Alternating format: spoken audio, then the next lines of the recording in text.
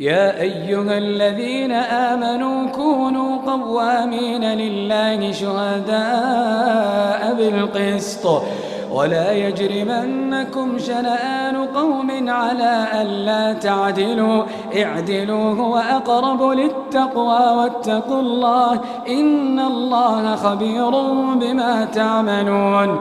وعد الله الذين آمنوا وعملوا الصالحات لهم مغفرة وأجر عظيم.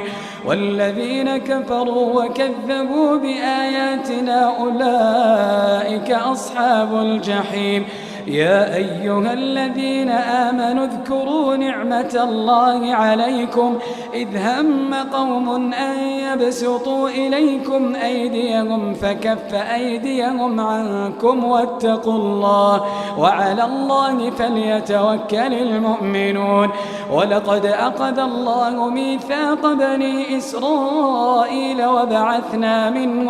وبعثنا منهم 12 نقيبا وقال الله إني معكم لئن أقمتم الصلاة وآتيتم الزكاة وآمنتم برسلي وعزرتموهم وأقرضتم الله قرضا حسنا لأكفرن عنكم سيئاتكم ولأدخلنكم جنات تجري من تحتها الأنهار فمن كفر بعد ذلك منكم فقد ضل سواء السبيل. فبما نقضهم ميثاقهم لعناهم وجعلنا قلوبهم قاسية يحرفون الكلم عن مواضعه ونسوا حظا مما ذكروا به ولا تزال تطلع على خائنة منهم إلا قليلا منهم فاعف عنهم واصفح إن الله يحب المحسنين.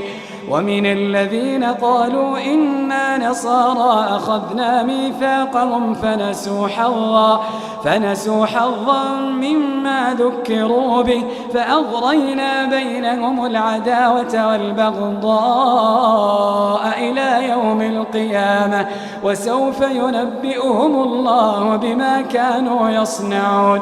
يا أهل الكتاب قد جاءكم رسولنا يبين لكم كثيرا مما كنتم تخفون من الكتاب ويعفو عن كثير. قد جاءكم من الله نور وكتاب مبين يهدي به الله من اتبع رضوانه سبل السلام ويخرجهم من الظلمات إلى النور بإذنه ويهديهم إلى صراط مستقيم. لقد كفر الذين قالوا إن الله هو المسيح ابن مريم قل فمن يملك من الله شيئا إن أراد أن يهلك